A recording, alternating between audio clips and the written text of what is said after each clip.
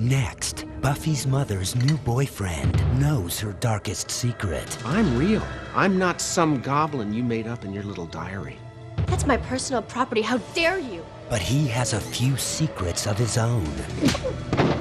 I was so hoping you'd do that. John Ritter in a performance you won't forget. You killed him. A special Monday Buffy the Vampire Slayer. Next. Hello, ladies and gentlemen, and we have returned. And welcome to this week's edition of Slade, the Buffyverse Revisited. I'm one of your hosts. I'm Jeremy. I'm your other host, James, and we are back from our earlier than expected 2-week hiatus. We did have to. One episode. We were one episode off from when we expected to be, but it is what it is, and we're back. We'll finish out the rest of the season. So, and we are now at the mid-season point, Mr. James. We are at the mid-season point. We will be jumping into season 2, episode 11, Ted. Yes, jumping into I don't know. I didn't think of something clever to say this time.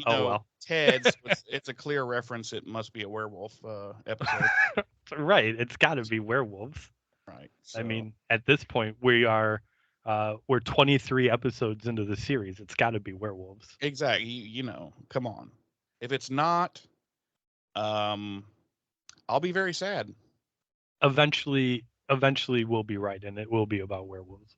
Yeah. Not as though I've already watched this episode and taken notes and we're going to talk about it, but right, exactly. It's not like last night. In fact, I was doing that exact same thing. right. So it's like, oh man, this will be interesting episode, because I watched this episode and did my notes and everything about a month ago for this when we were originally going to record. So yeah. This ought to be interesting if I can remember what the fuck is going on. So. Yeah, but anyway, let's jump into it. How about some delightful, tasty dates and deets, Jeremy? How about that? So, as previously stated, we are jumping into Buffy the Vampire Slayer Season 2, Episode 11, the 23rd episode of the series overall, Ted. This week's episode was directed by Bruce Seth Green, and our episode credited writers this week are He Who Shall Not Be Named and David Greenwalt. Our original air date was December 8th, 1997 on the now defunct WB network. Our regular cast, as always, includes Sarah Michelle Gellar as Buffy, Nicholas Brendan as Xander, Allison Hannigan as Willow, Charisma Carpenter as Cordelia, David Boreanaz as Angel, and Anthony Stewart Head as Giles. Our guest stars this week include the late, always great John Ritter as Ted Buchanan, Christine Sutherland as Joyce, Robia Lamort as Jenny, James G. McDonald as Detective Stein, and Ken Thorley as Neil. Love me some John Ritter. I remember we've talked about this. Much like yourself, I was a latecomer to Buffy. Obviously the episode I originally watched hooked me, and then went back and got caught up. And I think this was probably the episode where I kind of realized this is kind of like a legitimate show, for lack of a better term. Yeah, because it had fucking John Ritter. John fucking Ritter, yeah. He was by far the biggest guest you had seen thus far. Oh yeah. Oh, John Ritter? Damn, they must have had to blow the whole fucking budget for this episode just to get him. Right. And I remember thinking that when I first watched this episode, going back to get caught up, I was like, I vividly remember it like this is like a legitimate show. They've got John Ritter guest starring. Like, that's a big deal. I mean, Jack Tripper in the house. Right. So. Our episode synopsis reads, Buffy doesn't trust her mother's new boyfriend, despite the fact that her friends think he is great. All right, that's pretty accurate. Mine reads, Buffy's mom introduces her new boyfriend, who charms everyone except Buffy. When she confronts his dark side, she is left questioning her actions. Okay. Yeah, Okay. Yeah, pretty accurate. Um, as usual, slightly more verbose than the descriptions I pulled. But Why don't you take us through the first scene up to the cold open there, James? I will do that. So we open up with Willow and Xander and Buffy coming back to Buffy's house from an evening out, and they're chatting, and there's kind of a uh, casual throwaway mark about how the uh, Tarakan assassins are no longer hunting Buffy, so kind of putting a quick one-line end to that whole. They don't give up until they've they've Never killed stop ever. right until they've killed their Except target. to the end of this episode. Right storyline. They're having a discussion about the captain and Tennille, and they get to Buffy's house and they see that, or Buffy notices that the front doors kind of open, and she tells um, Willow and Xander to stay back, and um, she goes into the house and she's slowly creeping through and looking around, and she hears a glass break in the kitchen, so she hears Joyce kind of cry out a little bit, and she rushes through the dining room and pushes the kitchen door open, and there is Joyce in the arms of a gentleman canoodling right there in the kitchen. Straight up naked. They're just fucking like crazy. There's like rabbits right there on the island, right there on the where island. right there where Buffy drinks her orange juice every morning. Yep. Just going at it. It's going to Pound Town right there on the island. At first I was like, it's awfully bold of Joyce to be bringing a client home. Yeah, but then we remember she's a whore. She's a whore, so so Buffy storms in on her mom and this guy kissing, and Buffy realizes what's going on and she starts to apologize, and Joyce, is all like, "Oh, you're home early," and the gentleman says hi to Buffy, and Buffy says hi to him, and Joyce is like, "Oh, this is my daughter Buffy," and then she turns to Buffy and she says, "Buffy, this is Ted," and Buffy's just kind of staring at him, confused, and that's our cold open. That is. And when we come back from what would have been a commercial, Joyce and Buffy are on the back porch, and they're kind of talking about what just occurred. And Joyce tells her, that Ted sells computer software, and he had redone her computer system at the art gallery, which has been giving her a lot more free time. And Buffy's like, "What? To be a hooer?" And Joyce confirms, yes, indeed, to be a hooer. And she's been telling Buffy that she's working late, when in reality, she's been going out on dates with Ted. And she'd just been looking for the right time to introduce them to each other. So clearly, barging in on them in the middle of fucking on the island was the best way to introduce them. So Joyce and Buffy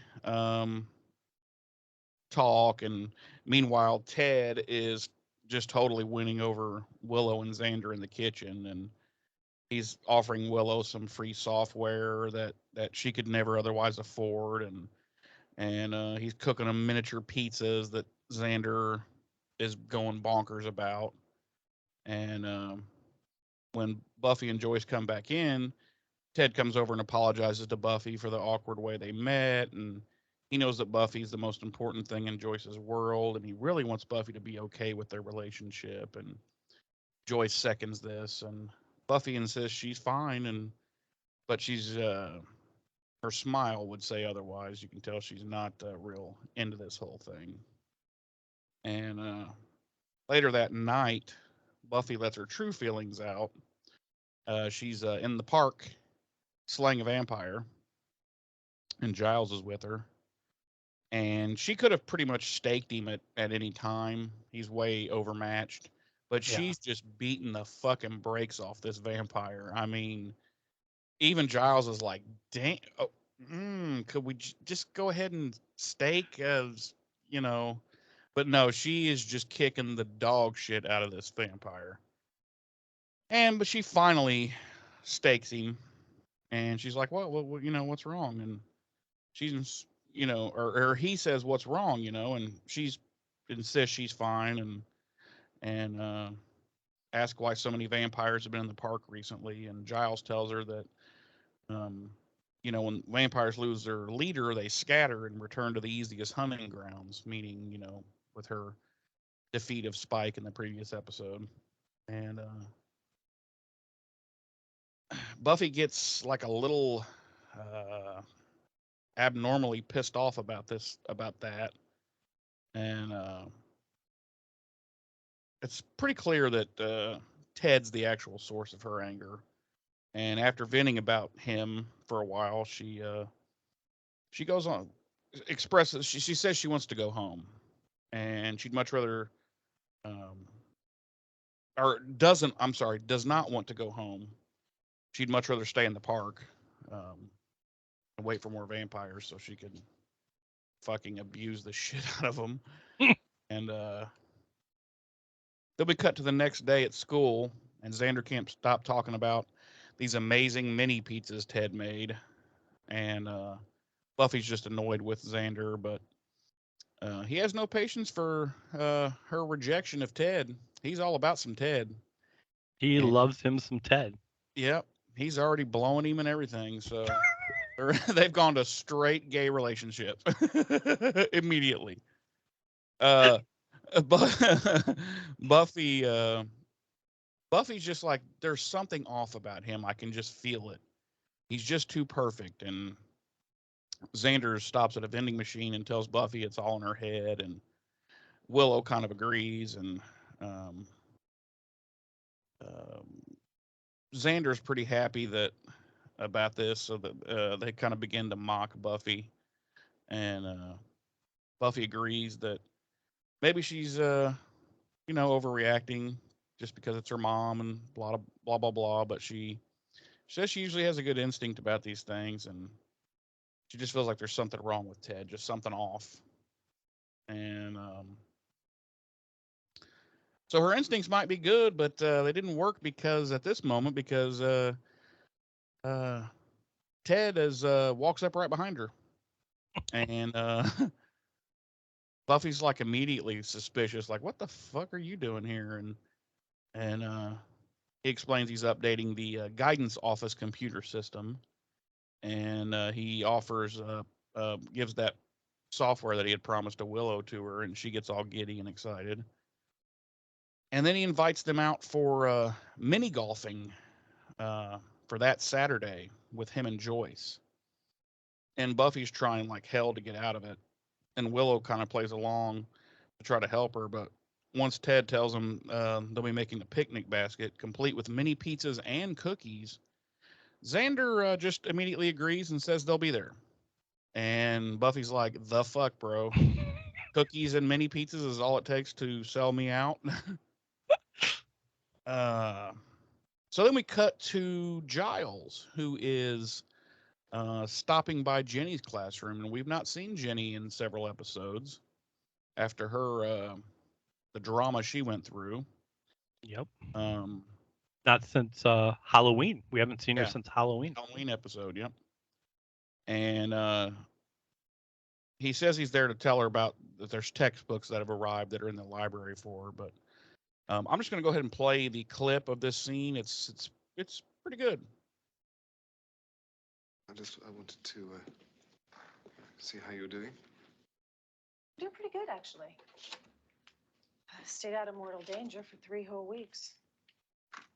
You get used to it. Still having trouble sleeping, though. Of course. You need time. Possibly space. Rupert, I know you're concerned, but having you constantly poking around, making little puppy dog eyes at me, wondering if I'm okay, you make me feel bad that I don't feel better. So Jenny's a bitch. No, I thought I mean, I didn't outright think Jenny's a bitch, but I was like, she's being a little harsh Yeah, with she's being Rupert here. incredibly overly harsh to Rupert, like he did something to her. Like Right, he's like literally responsible for what happened to her, which he's not. right. I Uh, mean, not solely responsible for what happened to her, but yeah. yeah. Anyway, go ahead. So when she says that and that, blah blah blah, he's kind of visibly upset, and he just takes his leave and leaves the classroom, and drops a grenade in there on his way out because he's like, "Fuck this bitch." It's like I'm done chasing that tail. Yeah, blows her completely out of the school. I mean, that her whole classroom is just removed from the school building. It's gone. There's just nothing left. There's just some Jenny juice on the floor. Wow. So, sipping on Jenny juice, laid back.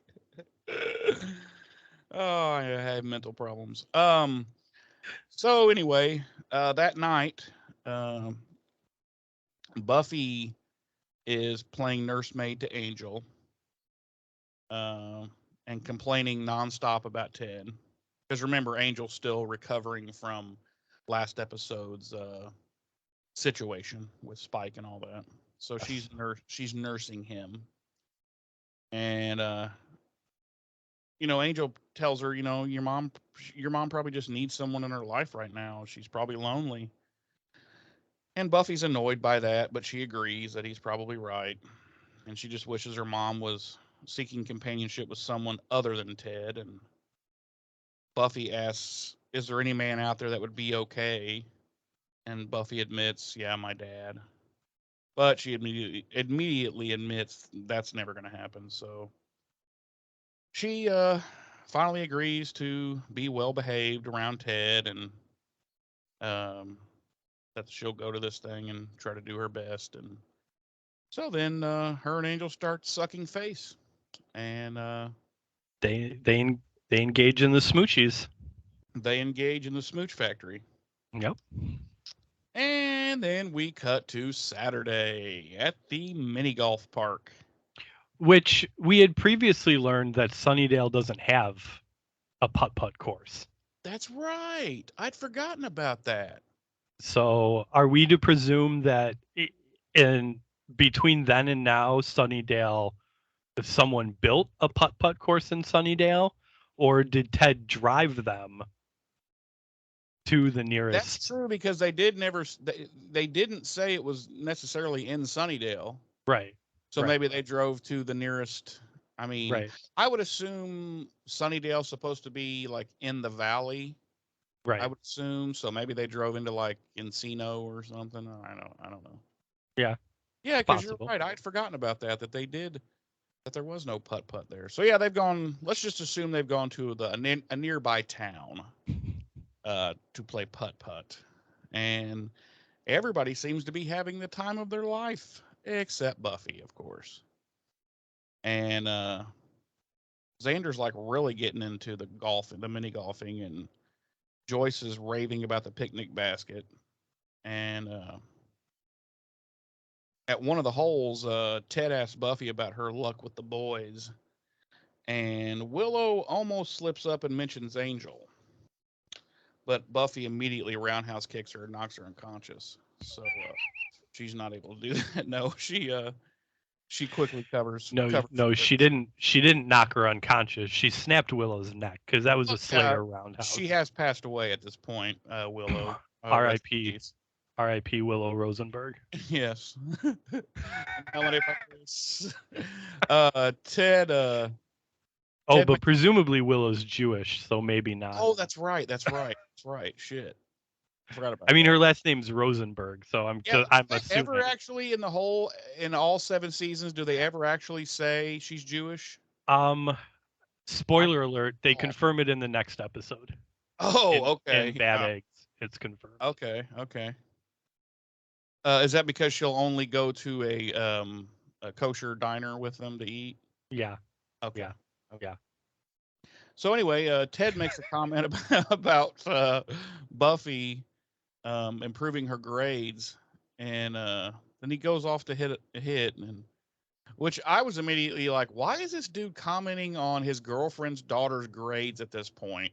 Me too. I was kind of like they literally like I get that him and Joyce have been like canoodling behind Buffy's back for, however long it's been, but like this is literally the second time you've met Buffy. Like And you're gonna you start commenting on her grades and right, yeah, right.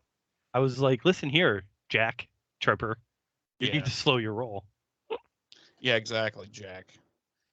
So then a little bit later, Buffy confronts her mother um, about this, and Joyce admits that she's been discussing Buffy's grades with Ted, and but assures her it's a good thing because Ted's just concerned and wants to help. And then at the next hole, when Buffy goes up to hit, Ted corrects her form, but Buffy still hits the ball into the rough, like hits it way hard on purpose over into the rough. And Joyce says they won't count it. But here's where Ted gets really creepy. He insists that it be counted, and He says, if you don't mind, I do have it written down exactly what he yeah, says. yeah, yeah. Say yeah, tell it. He says, well, Joyce says, "Oh, we won't count it," and Ted says, "We won't." And Buffy stops and looks back at them, and Joyce is like, "Well, it's just miniature golf," and Ted says, "It is, but the rules are the rules, and what we teach her is what she takes out into the world when we're not there, whether it's at school or an unchaperoned party." And then he turns to Buffy and he says, "I don't mean to overstep my bounds. This is between you and your mother. I just think right is right." Yeah, which he's already overstepped his bounds. So Right. uh, Joyce figures he's got a point, and annoyed Buffy agrees to hit her ball from the rough. And so when Buffy goes to get the ball, she realizes a giant castle thingy is blocking like her from everyone else's view. So she picks up her ball and plops it in the hole and shouts to everyone that she got a hole in two. And all of a sudden we hear Ted's voice and he says, "Beg to differ." And he's standing there, saw the whole thing, and uh, he's come around the side of the castle and he's staring at her. And all of a sudden he gets like psycho pissed off and for her cheating, but Buffy doesn't see what the big deal is. She's like, it's just a game, and Ted says he wasn't wired to think that way, and continues lecturing her, all pissed off and being a shithead. And Buffy kind of makes a flippant comment. And how does Ted say it exactly? He says, "Do you want me to slap your smart mouth," or something like that? Yeah, he said, "Yeah, do you want me to slap that smart ass mouth of yours?" Yeah, that smart ass mouth of yours. And I was like, whoa, And whoa. and mind you, this is right after he's had another like damn near psychotic episode about right is right and wrong is wrong, and this Right. isn't The rules are the just a game. rules. Right, and this Yeah. isn't just a game, and Just when he says that, the rest of the group come around the side of the castle, and then Ted, like a light switch, just immediately changes back to this happy, easygoing Ted, and offers everybody some home baked cookies, and just acts like nothing at all happened. And everybody loves the cookies, and oh, then Ted makes them even happier by telling them there's tons of extra that everybody's gonna have to take some home. And Buffy's just kind of standing there like she's still in shock. She's like, the fuck? mhm. So Monday morning, Buffy comes downstairs to find her mom laying out breakfast in the kitchen, and the main course is sticky buns made by Ted. And so Buffy, of course, refuses to eat them. And Joyce gets a little irritated with her and saying she was very rude to him on Saturday. And she's just lecturing Buffy, and she happens to mention loving Ted, and Buffy's like taken aback by that, and Joyce insists that just slipped out, and she tells Buffy she doesn't have a lot of romantic options as a single parent, but she would never date a guy that didn't care about Buffy. Buffy tells her mom that she just throws it out there. She's like, Ted threatened to slap me, and Joyce just immediately refuses to believe her. Doesn't even take it. Doesn't even like entertain the idea that this could be true. Nope. She's just right out the gate. She's like, "No, you're a goddamn liar. Get the fuck out of my house." I Yep. mean, it's just. And Buffy's like, "Really?" And she's already heard. See, Ted's already told her his side of the story, and she thinks it's pretty decent of him not to mention Buffy's cheating in front of the others. And she tells Buffy that Ted's cooking dinner for them tonight, and she needs to be home promptly at 6. And of course, Buffy fucking storms out because she's like, not only does this bitch not believe me, but now I have to come home and eat dinner with a fucking psycho. That's when she hatches the plan to kill them both. Would you like to tell us about that, James? Yeah. Menendez brothers style. Right. Shotguns, one under each arm. Yep. She's Yeah. just gonna blow them away in their She sleep. just obliterates them. Right, and then pile some coats on top of their dead bodies and have a party. Yep. There's just parts of Joyce and Ted now permanently embedded into the walls of Yeah, yeah. That house is never going for a reasonable selling price. Oh no, anymore. No. Everyone within 100-mile radius knows of the mass murders that took Right. place. Right. Like in today's market, that's probably easily like a $400,000 home. But because of the double homicide there and the parts of Joyce that are still embedded in the walls, it's only going for 150,000. Yeah, it's a known murder house now. Yep. All over. Um to be featured in episodes of American Horror Story. Yes, of course. Where Buffy will have to slay the ghosts. Okay, so that day at school, Buffy walks through the quad with Willow and Xander, who are both eating some cookies from Ted. This is so I'm not gonna lie, like, and obviously, like, it's been forever since I had seen this episode, so I vaguely remembered that that his food had something to do with everybody liking him so much. See, I didn't remember No, this. and this is the scene where it clicked for me. Like Xander, Xander and Willow were eating the cookies, and they're just like expouting all these great things about Ted, and like Buffy's the only one that hasn't like eaten any of the stuff that he's cooked, and this is kind of where I was like, that's right, it's the food. But then it also made me uh, like I wondered at the end of the episode, would that have affected Buffy as well, or would she maybe have had Oh, her because of Slayerness gave her kind of an immunity to right. I wish they would have explored that. Like maybe she had been eating the food all along and it's not affecting her, and so she Right. just put it all together. Like what the fuck, you people are idiots. Right. I don't know. So yeah, she asked Willow to investigate Ted's background with her computer skills, her super hacking skills, and but Willow and Xander, both think That would be Buffy and Xander's celebrity couple name, right, Buffer. Buffer. Although I am fond of Xanthi. Xanthi. Yeah, Xanthi. Uh, Willow and Xander both agree that they think Buffy's overreacting. And just then Cordy walks by and Xander gives her like a legit compliment. And Cordelia is like, ugh, and storms off. And Xander runs after her. And both Buffy and Willow are like, what the fuck is going on with those two? And I'm like, isn't it obvious? They fucking. Jeez. So Xander catches up with Cordy and she's berating him for complimenting her in front of his friends. She's afraid people are going to figure out, that they kissed. And Xander insists that no one's going to find out. And then he's just like, so you want to go to the utility closet to make out? And Cordelia is like annoyed by that and that he has such a one-track mind. And she's like, okay, let's go. So they head off to the utility closet to make out. Um, and And honestly, we can't even talk about the scene that what follows happened in of there? them. Yeah. Yeah, that's wow. We describe that in detail. We would have to. This would be a triple X rated podcast. Right, right. We would Apple would not allow us on Oh for no, no. sure, We for would be sure.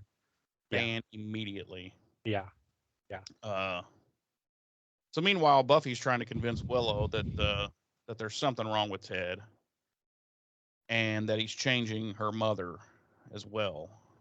Willow's not really buying it, but she agrees to help anyway, for friendship's sake. And so Buffy asks her mainly to find out where Ted works. So, what happens next, Ames J? So then we find out where he works. So then presumably Willow does find out where he works because we cut to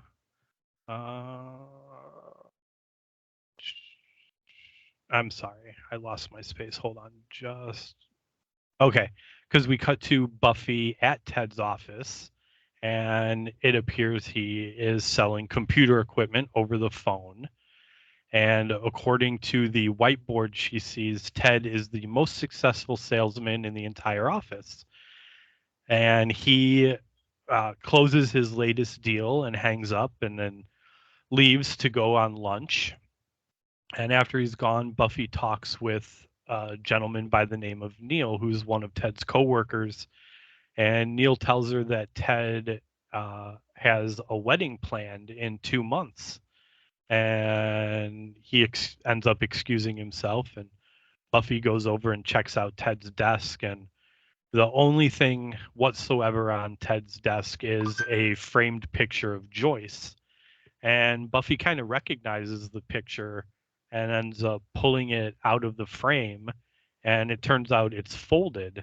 And she unfolds it and realizes that Ted has taken a picture of Joyce and Buffy and folded it up to hide Buffy's face Which, and I put it mean, in the frame. it's natural. Everybody hates Buffy. Right. I mean, we don't do the podcast because we like Buffy herself. We do the podcast because we like the ancillary characters around Buffy. And because we hate Buffy. Right. Right. I mean, honestly, if we were truly doing a podcast about a character we like, we would have just skipped right to Angel, the series. Right, right. Or talked about how there should have been a Xander series. Oh God, all misogyny every week. All week long. Creep, creep, creep. Tune in Tuesday night to see how misogynistic Xander is this week. That's right. It would just be for a little bit of creep talk. It'd be a half-hour sitcom, just a situation comedy. It'd just be a half hour of Xander being creepy and misogynistic. We'll call our podcast Creep Talk. Creep Talk. Yeah. Every episode would end with someone being like, "That's just Xander," and he'd be like, "That's just Xander."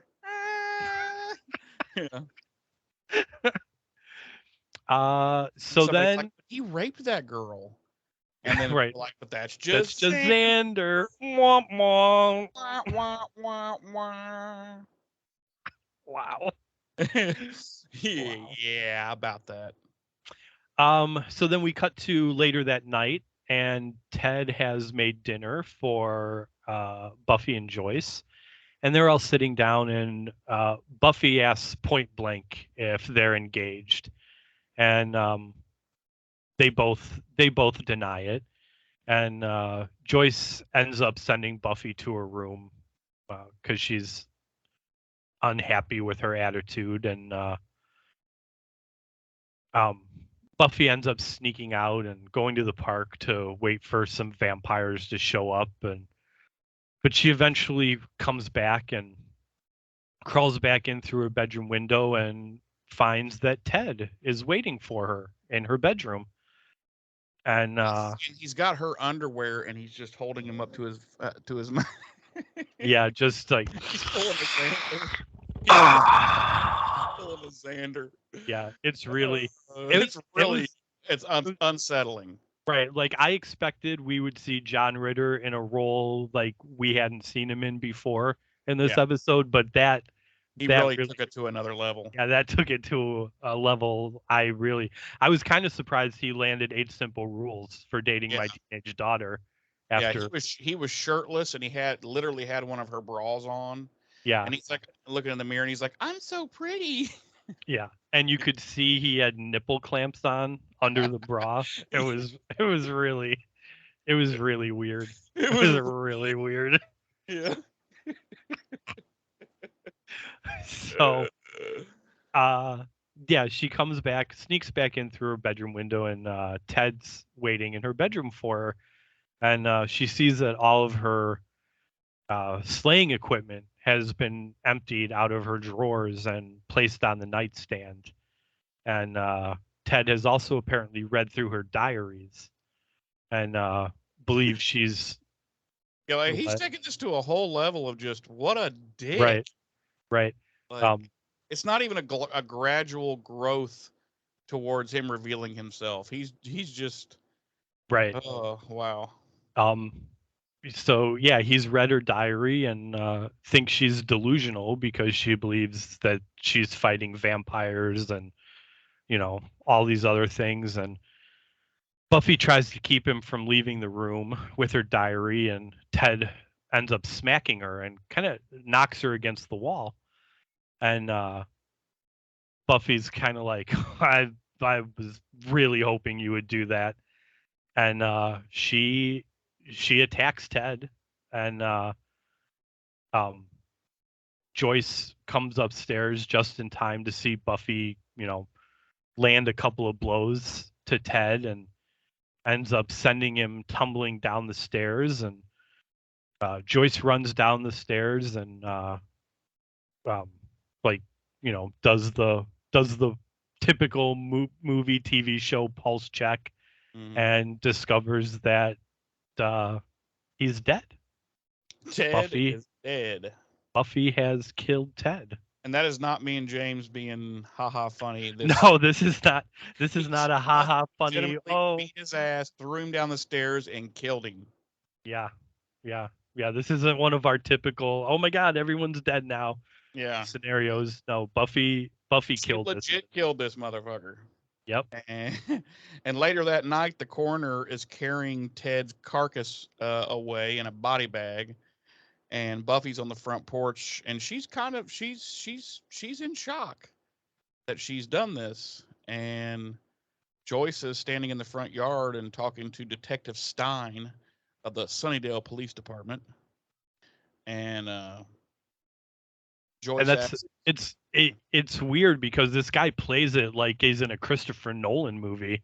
right? He's like he is eating up this scenery, buddy. Right, like he walks up to them and he's like, Detective Stein, SDPD. Yeah. It's like really. He's like, I get a handful of lines. I'm gonna. Right. This is going on my resume. I need to make sure that I get cast in the next Mission Impossible movie. Right. No, it's not that bad, but like clearly this dude thought like he was serious business. Right. Like he was reading for like a bit detective part in an episode of Law and Order or something is what he thought. Right. That or he thought he was on Dragnet. Detective Stein here, see? Sunnydale Police Department, see? What happened to the stiff over there? And Joyce tells him that Ted fell down the stairs. And when the detective asks what made him fall, Buffy speaks up, saying that she hit him. And I was like, shut the fuck up, bitch. Why are you talking to the police? How many times have I said this and how many episodes? Shut the fuck up. Don't talk to the police. Sorry. That's just me going on a rant. So at the police station, Buffy sits in a room there looking worried. I'm sorry, Joyce is sitting. Did I say Buffy? I meant Joyce. Yeah. Is sitting there looking worried while Buffy is being questioned by Detective Dragnet. And Buffy tells him what happened, and she's confused and upset. So it kind of makes her the story's coming out weird and sounds strange and weird and everything. But she's firm on one point, which is that Ted hit her first, and he's not seeing any marks on her, any bruising, anything, which is part of her Slayer powers. And so Detective Dragnet comes out to talk to Joyce, and he says that they are not currently charging Buffy with anything, but they need to look into it further. And if Ted really did hit her first, then she should be in the clear. And then Joyce is driving Buffy home, and the car ride home is silent and very uncomfortable. Awkward. Awkward. Just killed mom's boyfriend. uh, Man, if Joyce is still hung up over all the bullshit Buffy pulled back at Hemery High, imagine how long it's going to take her to get over this. all she did there was burn the school down. Right. Here she's done mass murder and shit. She doesn't even know how much murder she's done in Sunnydale. So the next day at school, things aren't much better. Everybody's staring at Buffy, teachers, students, like they all know what's happened. They're all kind of whispering and what have you. And Xander and Willow catch up with her in the lounge, and she sits down to talk to them about what happened. And Buffy tells them that she only came to school because she can't stand to be at home with her mom. And they both just assume that Buffy found out Ted was some kind of supernatural creature, and that's why she killed him. And then she admits, no, he was just a regular person, and I killed him. And they still try to comfort her, telling her it was an accident and Ted started it and all that. And I I will say that and it makes sense, but they could have. I like the fact that they're clearly showing Buffy like traumatized, and feeling guilty and remorseful about this, like, because I think it would have been very easy, like, with the fact that they had established from the beginning that she didn't like Ted and she didn't trust Ted. Like, they could have kind of really had SMG play it off like Buffy is kind of flippant about it. You know what I'm saying? Or still adamant that. I think it would have been more interesting if she had been flippant about it. It definitely would have Fuck been this funnier. guy. He was a Right. douche. I drop kicked him down the stairs. Fuck him. Right. And I guess that's what I'm saying is, like, they could have easily had it been like Buffy maintaining like, well, this guy was a jerk anyway. Like, big deal, I killed him. Like, there was clearly something wrong with him. But they didn't. They made the choice to kind of have her dealing with the idea that she accidentally killed this man because she didn't keep her own strength under check. Right. Which I liked that. I liked that aspect of the story. Yeah, because she's clearly down in the dumps, Right. And while she's walking down the hall, Giles comes out of a conference room and immediately runs up to her and tries to offer her comfort. And but she's kind of distracted. There's a stream of teachers going into the same conference room Giles just came out of, and through the door window she can see Detective Dragnet in there. And Giles tells her that Dragnet is asking a few questions about her behavior and yada yada. And Giles is like, "Of course, I gave you an excellent review." And Buffy takes off again. She just can't deal with all this craziness going on. So she's like kind of even more upset now. And in the library that evening, Giles is packing up a weapons bag, while Willow's on her laptop researching Ted. And Xander's furious that this Ted guy's gotten Buffy in trouble, and he insists that they dig up some dirt on him. And Cordelia's confused, and she's like, "I remember you liking this guy." And Xander tells her that sometimes he likes things that aren't good for him. And everybody's like, "Oh." And Willow asks Xander for a pen, and he looks in his bag for one. And instead of finding a pen, he finds a bag of Ted's cookies and starts eating them. And Giles finishes packing up his weapons and tells the kids that he's taking over patrolling duties until Buffy, you know, get back to normal again. And So she's not feeling so upset about taking a human life. right, exactly. And he's like, she's suffering from crippling guilt and feeling, as Cordelia tactfully points out, that Giles can sympathize with. And a few moments after Giles leaves, Willow gets frustrated and So and I'm gonna cut in here real quick. okay. So I don't, correct me if I'm wrong. I don't think up till this point it's ever been stated like outright. But this scene, like the way Giles talks about what Buffy's going through and whatnot, like we walk away, at least I did. I don't know about you, but like we definitely walk away from this scene with the very strong idea, if not outright confirmation, that Giles has fucking killed people, Oh yeah. right? I walked away from when he first met Ethan and the Yeah. way he fucking manhandled Ethan, I was like, this dude's a killer. He's Okay. definitely killed before. Okay. Now see, from that I walked away like more like, okay, like Giles is secretly a badass. He's Like definitely has a dark side. Like he has definitely tortured someone slowly to death. but like this scene, like I walked away from this scene and I was like, all right, Giles has definitely straight up murdered people. Yeah, straight up. Like people. Yeah, straight up. Um so yeah, Willow's getting frustrated because she can't find anything on Ted, that he's just, squeaky clean. And Xander's still eating cookies and assures her everything will be fine. And he waves his half-eaten cookie around. He insists worrying will solve nothing. And all of a sudden, Willow looks at the cookie, stares at it, and grabs it out of his hand. I think a light bulb has gone off in Willow's brain. So at home, Buffy's mom's in the kitchen. Buffy comes in. Buffy's mom is packing up some dishes. I don't know what that's about. I guess they just had to give her something to do with her hands. I think it looks like she was probably cleaning out like cupboards and pantries. Yeah, I guess she's Like just like, I'm gonna busy, I'm gonna pack up my silverware like and like and the way I took it is like she was doing busy work, like to yeah, kind of something keep to do her with her mind off hands. things. So Yeah, she was like going through all of her stuff to figure out what she didn't need anymore. But we come to find out that most of this shit was Ted's. right.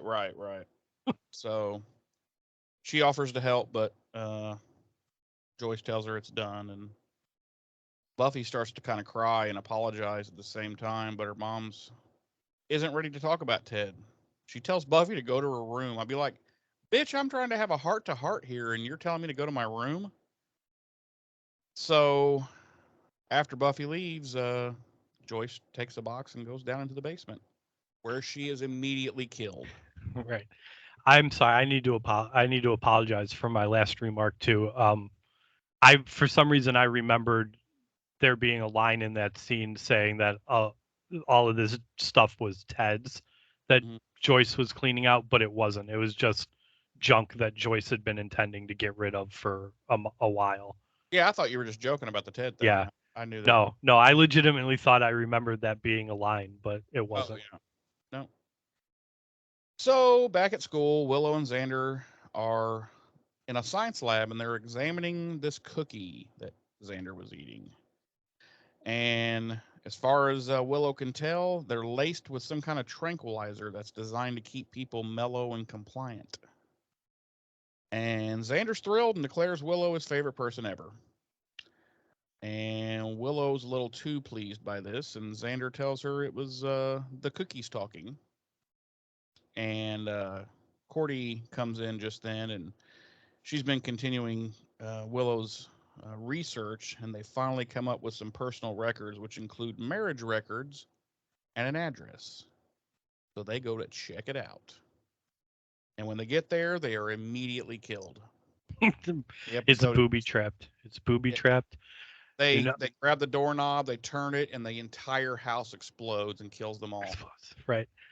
No, because it doesn't take them to a house. It takes them to an abandoned workshop. Right, but they're not going there yet. The abandoned workshop? Yeah. Yeah, they do. They go there right now? Yeah. Not according to my notes. What do you have? What do you have in your notes? Maybe I'm ahead. That Giles is patrolling in the park. Oh, okay. Yeah. Yeah. So Giles is patrolling in the park, and guess who shows up? That bitch Jenny. And she's there to give him some more shit. No, she's not. She saw his car. She saw. Wouldn't that have been something though? If instead of she was like, "I saw your car and I just wanted to come done with you." And I just wanted to come and apologize. I was kind of harsh the other day. Instead, she was like, "I saw your car and I decided to come over here and give you some more shit, you dick." Yeah, you cocksucker. But I got a clip, so let's play their little back and forth here.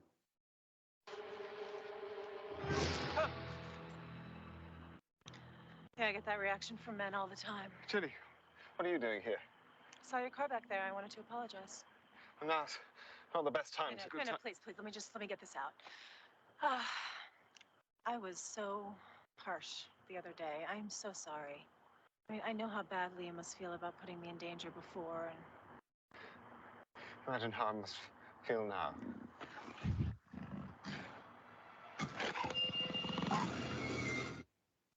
Yeah, so there's a vampy vamp behind Jenny, and so he pushes her into the vamp, like eat that bitch, and he runs the other direction. So He runs. Jenny I think no more. I like, and I realize it's played for laughs. Like, she startles Giles, and Giles turns around and screams, and she's all like, "I get that reaction from men all the time." And like, I chuckled, but immediately after I laughed, my thought was like, "No, you don't. Yeah, well, You do not." My thought was like, why? Why do you get that reaction from men Right. all the time? I was like, "No, you don't. You're an extremely attractive woman. Men do not look at you and scream in terror." Yeah, that's true. That is very true. So then we cut to Buffy, who's sitting in her room, and she hears a noise, and thinking it's her mom, she calls out, but no one says anything, no answer. So she gets up and tries to crawl out of her window, but it's nailed shut. So thinking her day can't get any worse, Buffy turns around, and who's standing there? Ted. Ted's Ted. dead, baby. Ted's dead, but not anymore. And Buffy's like, the fuck? And obviously he's a zombie, and he goes, no. Uh, he gives her a little lecture about killing him and that was not nice. And he then immediately just starts beating the shit out of her, beating her up. And then we cut back to the Giles and Jenny situation, and the vampire is pretty much doing the same thing to Giles. And he yells to Jenny to get his bag, and she opens it and pulls a crossbow out. And Giles and the vampire are struggling physically, and she's aiming the crossbow and trying to get a shot, and but she just can't get one lined up because they're just flipping around a lot. And we cut back to Ted beating up Buffy, and then he gets a grip on her throat, and as he's choking her, he explains that he had to shut down for a while to get Buffy off his back, but he got up again at the morgue, and how did he said something about I didn't write it down, something about should have seen the look on the guy's face or something like that. The morgue, something like that. I don't know. I don't. He says, "You see, I had to shut down for a while to get you off my back. You should have seen the intern's face when I got off the table. It was a hoot. Fun's over, though." Yeah. So we cut back, and Jenny is still aiming with the crossbow, and she finally gets a clear shot and fires.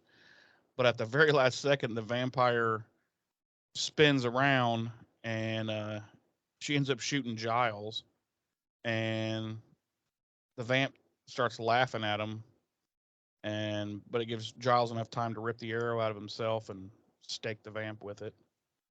And I couldn't quite tell, was he shot in the ass? No, it was is the lower left of his back. Of his back? Okay. See, I Yeah. couldn't. I was like, it's either in the lower part of his back or right in his ass cheek. I couldn't quite tell. And Yeah. It was the lower left part of his back. okay, all right. So cut back to Buffy getting fucking strangled, and she grabs a metal like nail file that's by her and stabs it into Ted's arm, and you see all these wires that are under his arm, and they're sparking and shit. So she's finally realized Ted's a robot. He's a fucking robot. He's a robot. He's a fucking robot. So she starts jerking his head to the side and Excuse me? or I'm sorry, I said she starts jerking. His head starts jerking like really, like oddly, and Like he's glitching. yeah, like he's glitching, and he's like just saying random phrases and shit that don't make any sense. And you hear this kind of like this electric hissing sound in the background when he's glitching like that. And so Buffy's mom comes out of the basement, and Ted hears her. So he just straight up he like soccer kicks Buffy right in the fucking face to KO her, and then he rolls his sleeves back down to like cover that gash in his arm and leaves the room, and immediately kills Joyce. Yep. For the fourth time in this episode, Joyce has been killed. Rest in peace. I like how we kill characters multiple times in one episode. Oh yeah. This show never would have made it past season 1 if we were actually involved. Well, we've already decided that they just spontaneously come back to life for no real reason, and we just kill them again. Usually in hideous, horrible ways. Yeah.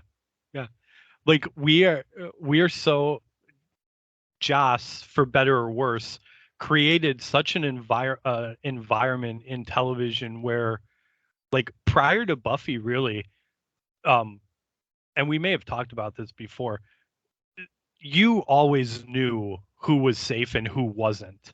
Oh yeah. In a show. Yeah. There were no shows back in those days where, right. I mean, it might happen once in a blue moon. Right. You know, but yeah, you always knew, well, this character's not going to die. Right. But Joss really created an environment where and not so much early on here, but definitely as the seasons progress, where you kind of realize like anybody really is fair game. Yeah, because sometimes he would just jump in front of the camera and cut his own throat and fucking drop dead. Right. You're like, wow, Joss.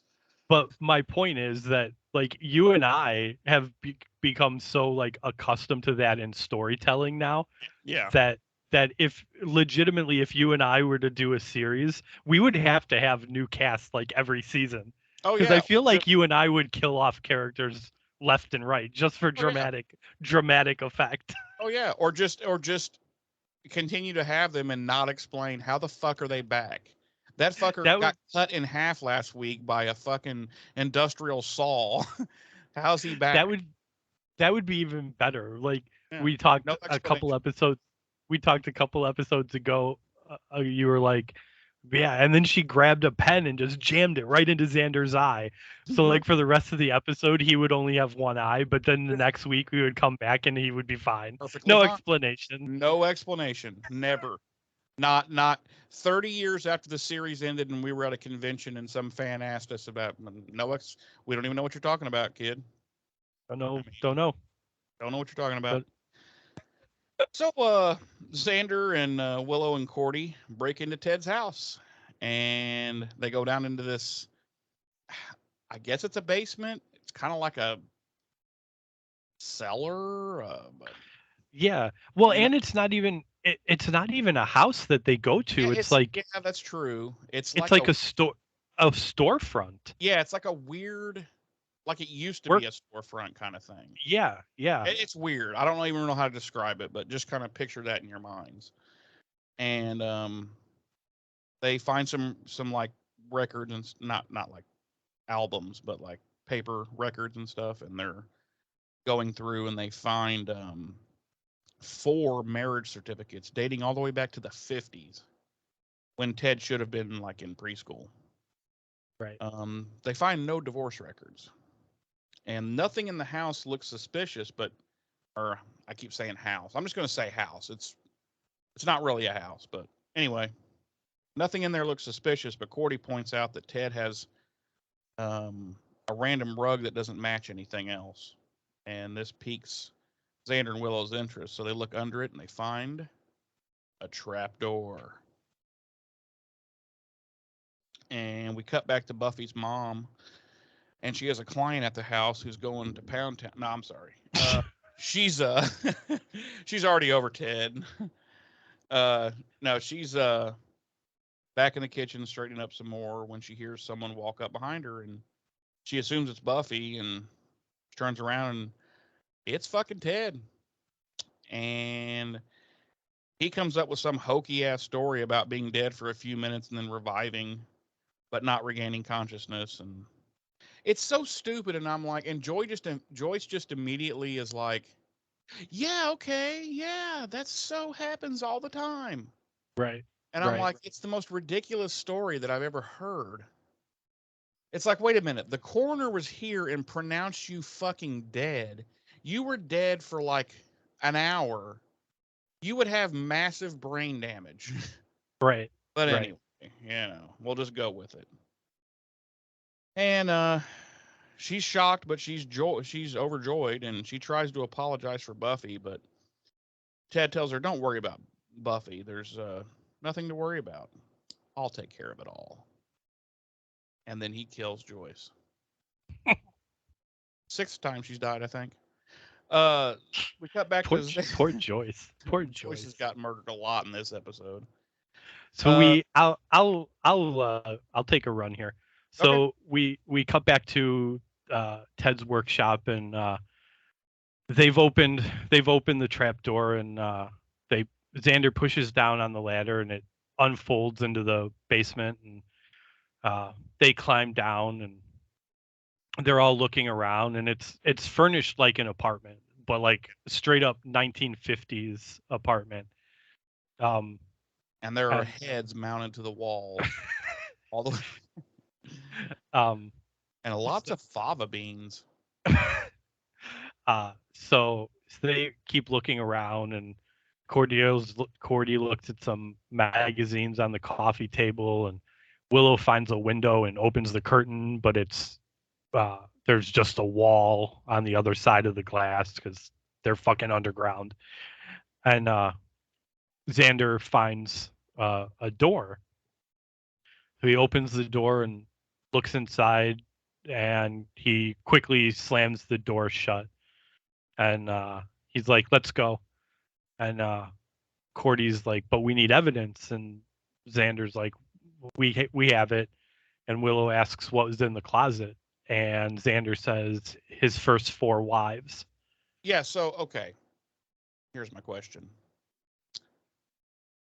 what kind of condition would they like? Wouldn't they just be skeletons, Oh yeah, or like possibly soup?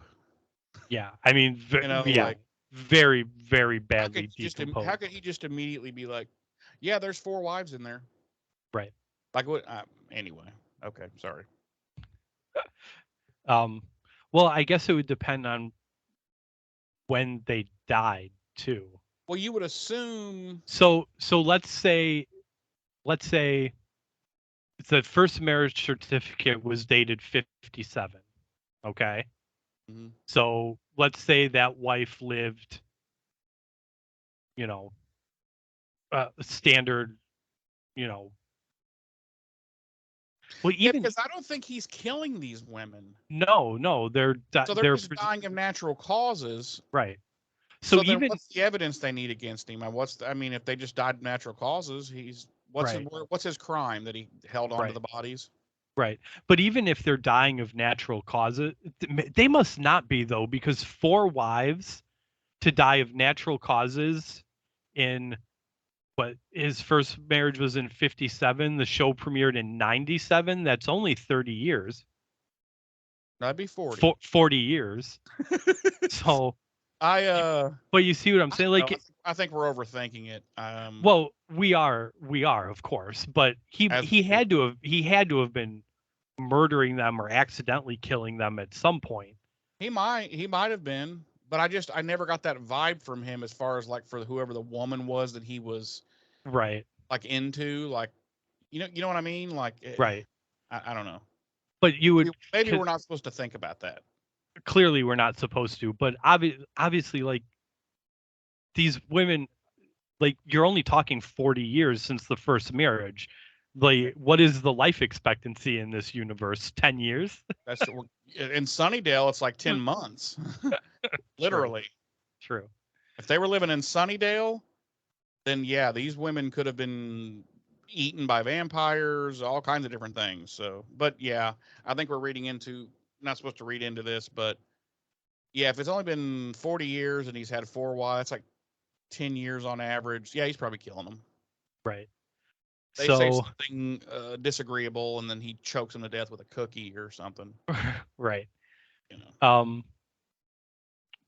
So we cut back to Ted and Joyce in the kitchen, and they're talking, and um, Joyce says, uh, they should go talk to Buffy, and Ted he flies off the handle immediately. He's all like, "Do we have to worry about Buffy? How about we worry about Teddy? He's the one who died."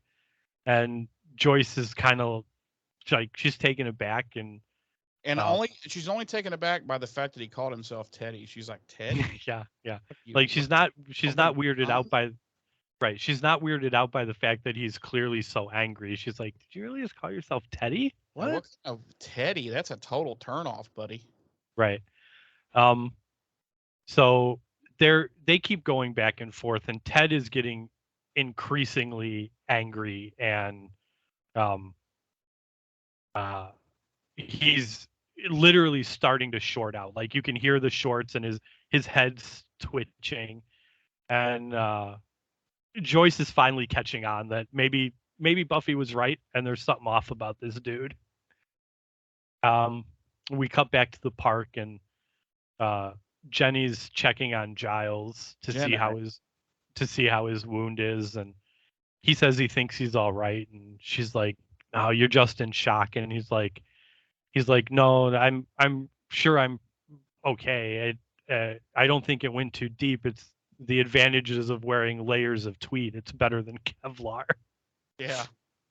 Um, um, so uh, they end up taking him to the hospital.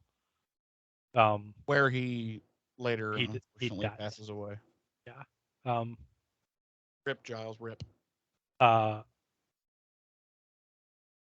and we cut back to Buffy's room, and she regains consciousness, and we cut back downstairs, and Ted's following Joyce out of the kitchen and down the hall, and Joyce is trying to placate him, and Ted's like, "No, we should get going," and Joyce is making excuses not to go, and um, Ted gets mad and grabs her, and Joyce yells at him to get off of her and let him go, and he ends up shoving her into the wall and knocking her unconscious. No. He snapped her neck, and she's again been killed. And he at that point he hears Buffy creeping about because she's made her way downstairs. And he yells for her to come out, and she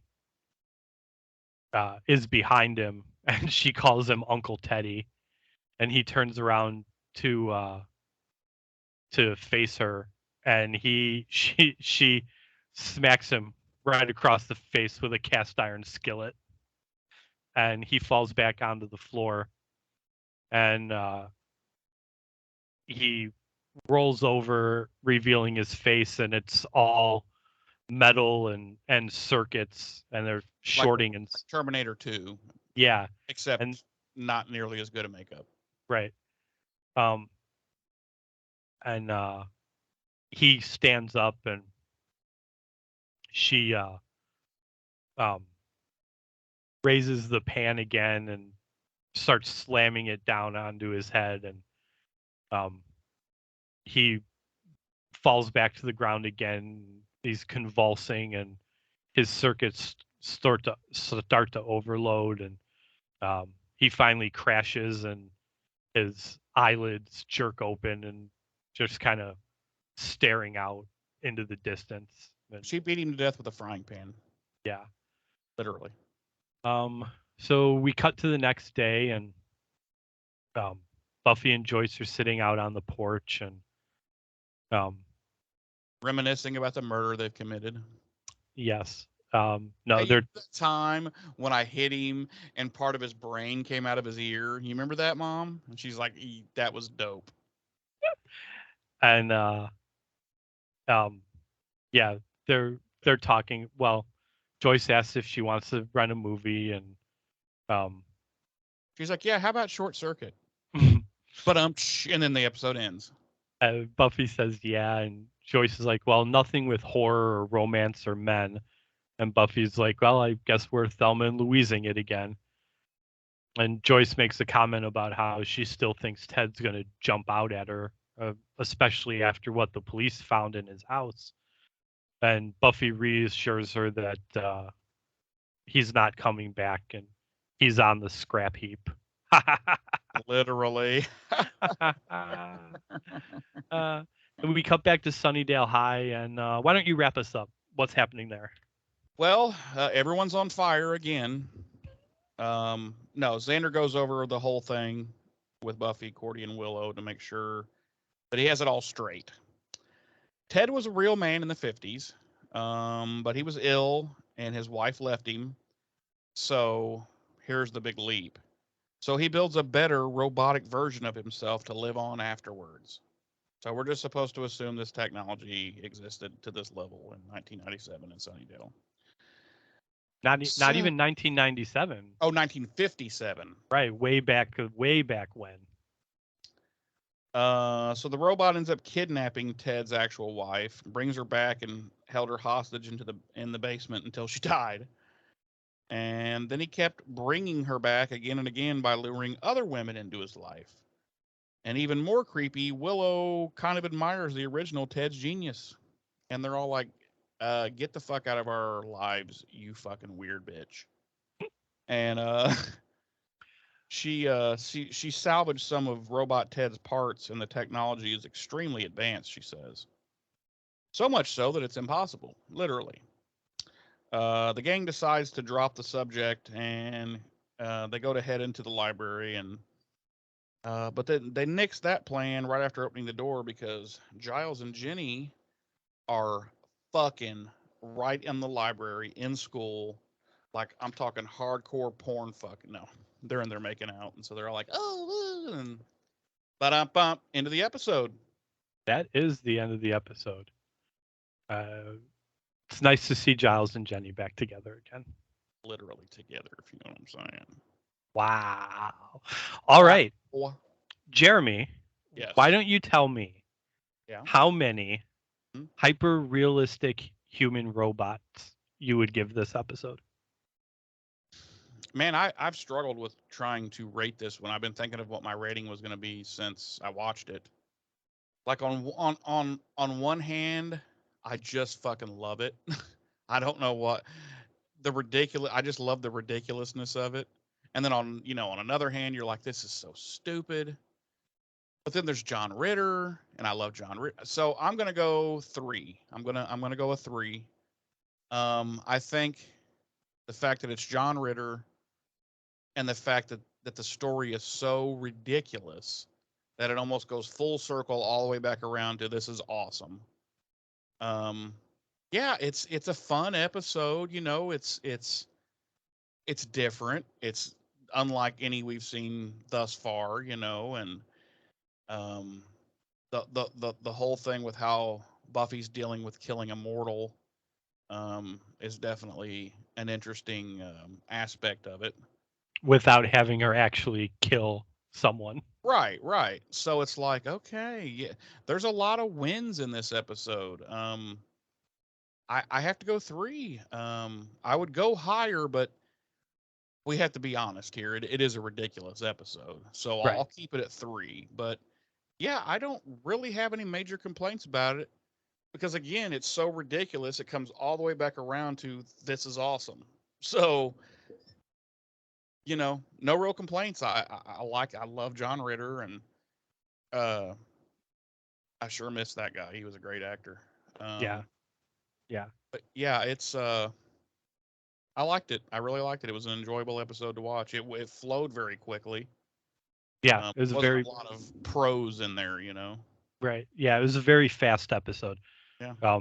As evidenced by the fact that we're going to come in at about an hour and a half recording here. Oh yeah, yeah. True.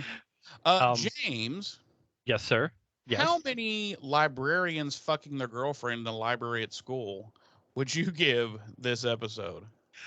I am going to give it one better than you. I'm going to give it 4 Oh, librarians fucking their girlfriends in the high school library. okay. Uh, I actually agree with I 100% agree with everything you said. You're just This a is little not ballsier to go up to four than I was. yeah, Yeah. yeah. This is not a bad episode by No, any means. no. Um It the sounds like it would be bad, right, but it's right. really not. It's You know? not it's not a bad episode by any means. No. There it's fun. Uh, It's fun. Yeah. um that's it, like I said before, and like you said just now in your rating, um, uh, I really enjoy the the pathos, for lack of a better word, of seeing Buffy struggle with the idea of having accidentally killed just a regular uh, innocent person. Um, uh, I enjoyed the hell out of John Ritter in this role. Um, you can't go wrong. I've literally never seen anything with John Ritter that um even if I might not have liked what it was, he was fantastic in it. Oh yeah. Um He's John fucking Ritter. You know. right. But also to that extent, I don't think I've ever seen anything with John Ritter in it that I didn't like. Yeah. So um I can recall. right. Um yeah, and uh I I think exactly like you said, the idea and the premise of the episode is so goofy, so out there, for lack of a better term, that it comes full circle and it just works. It Yeah. just It's like this works is awesome. Yeah. for what it is. You're willing to You just know, accept how silly it is and be like, this is cool. right. And I think, and it's probably the same for you. The reason I didn't go all the way to 5 is because even though there aren't really any cons to this episode, there is the idea of, like we said, you know, the technology that Ted would have access to, In the even 50s. in the in the 50s and 60s, you know, is way more advanced Technology than we don't even have in 2022. right. I Yeah. mean, they're building lifelike robots now, but they're Nowhere on lifelike. this scale. Like Yeah. they're nowhere on this scale where they could easily pass for a living, breathing human being. Right. Who have a So job and like, yeah, yeah. right. So there's that's that's I don't want to say problematic, but that is one thing that did kind of keep it from going to a 5 for me. And plus, also, I don't really want to put this episode at the 5 level with the truly classic, right, must see episodes kind of thing. right. And we dove into it a little bit. There not being a solid explanation as to what happened to these 4 previous wives. Like, they clearly didn't die of old age. Did he kill them? Like, no explanation really there. So, and while I don't those aren't like glaring cons that ruin the episode, it that does kind of keep it from escalating to the upper echelons of the episodes for me. Many echelons not reached. Right. I would definitely include this in my list of episodes to show people that haven't seen Buffy.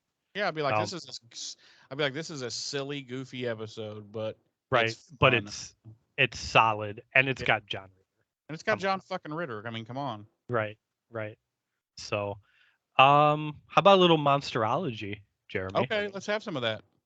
I think it's fairly obvious. This episode pulls very heavily from Ira Levin's 1972 novel, The Stepford Wives.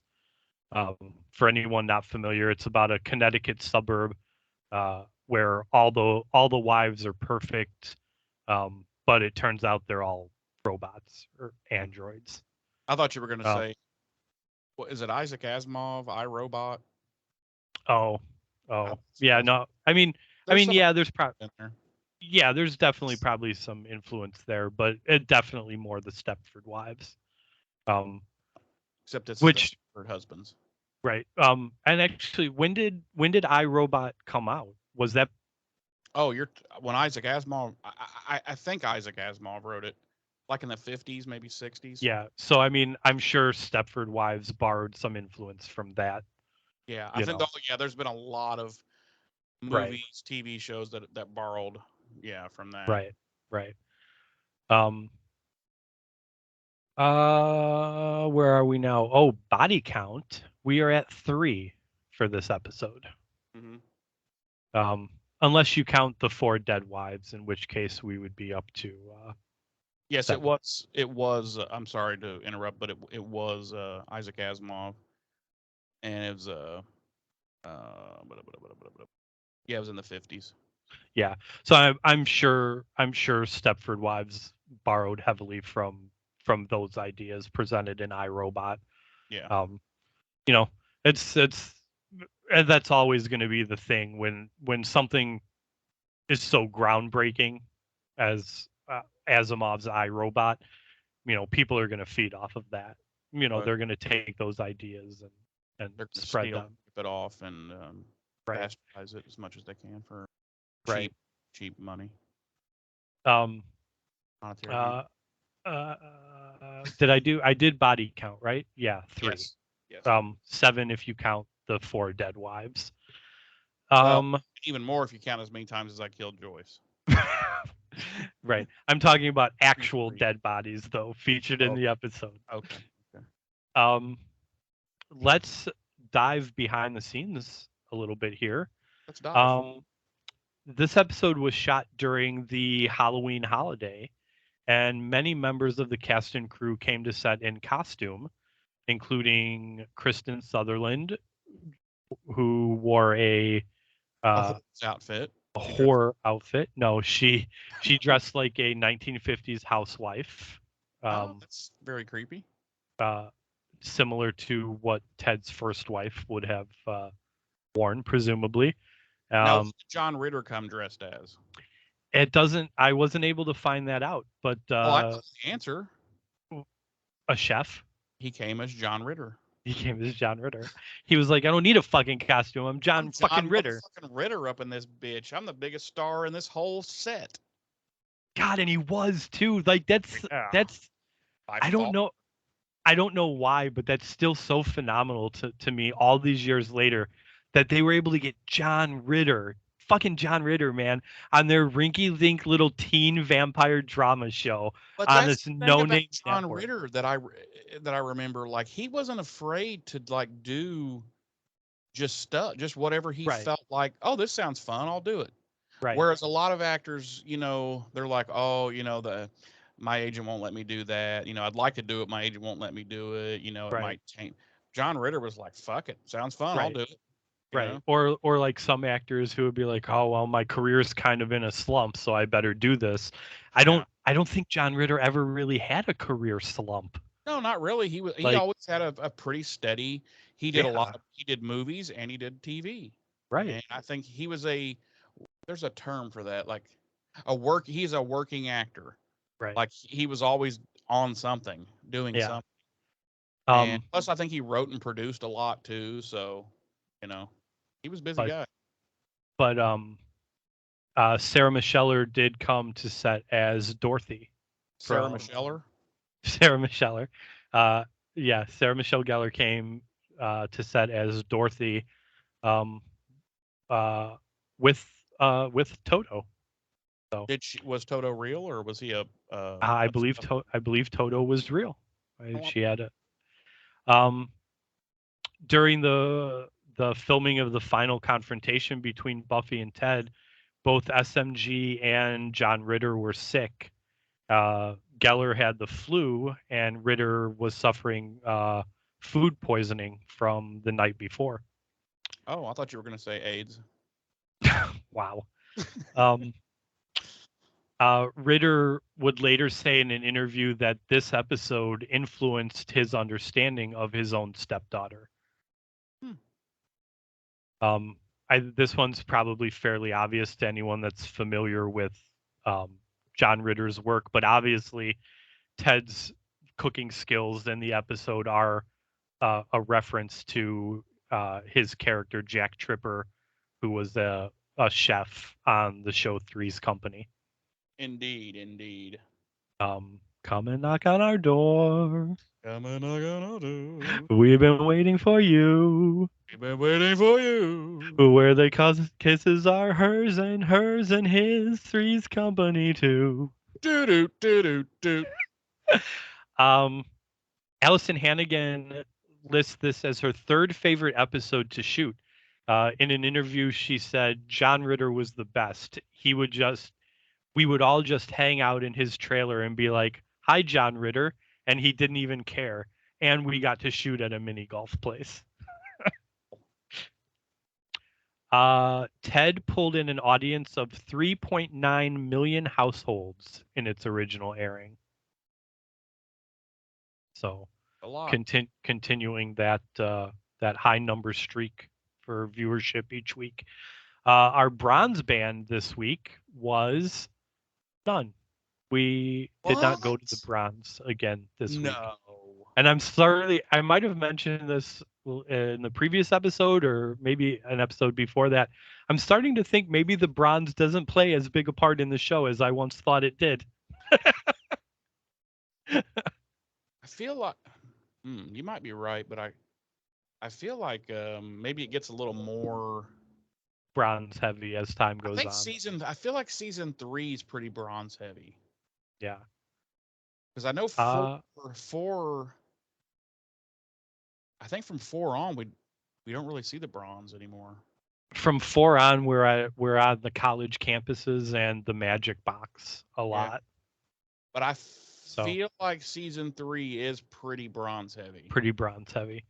Our music this week is all by series composer Christoph Beck, and they feature his original songs "Accused," "She'll Come Around," "I Hit Him," "Robot Rampage," and "Ted Attacks Buffy." I shouldn't say song.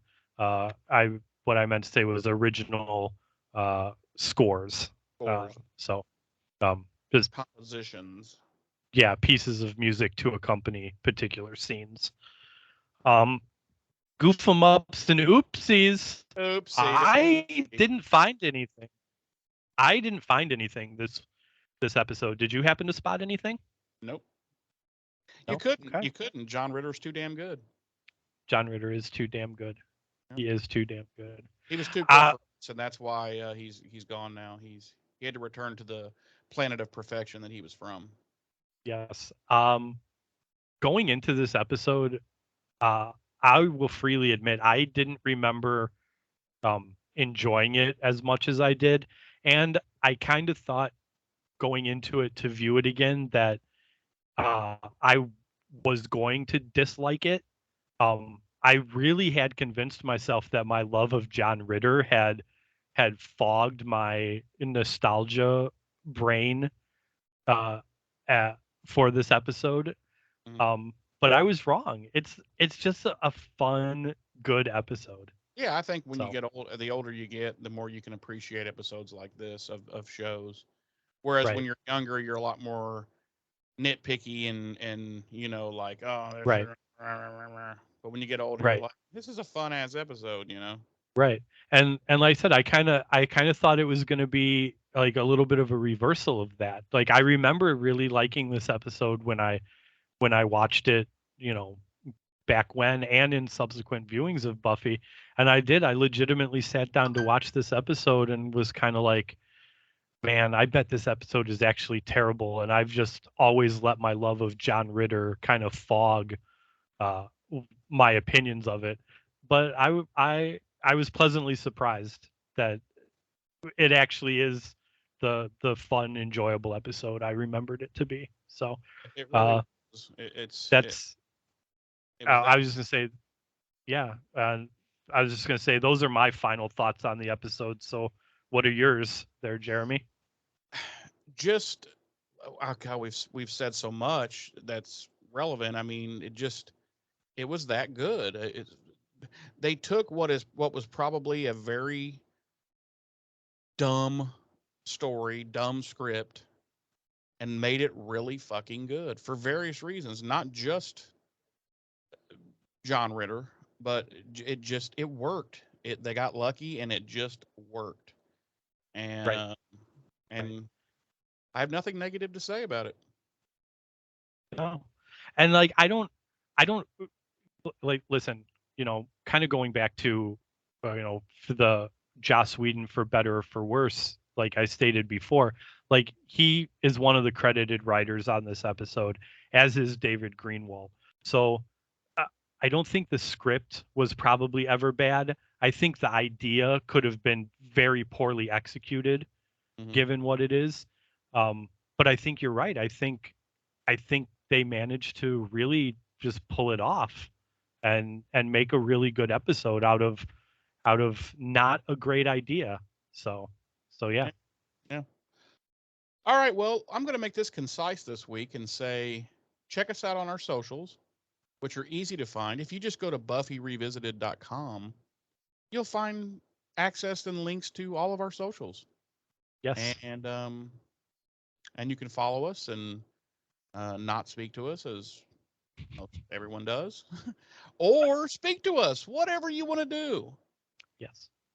And yeah, I'll just keep it short and concise like that. And next week we'll be jumping into episode 12 of season 2, Bad Eggs.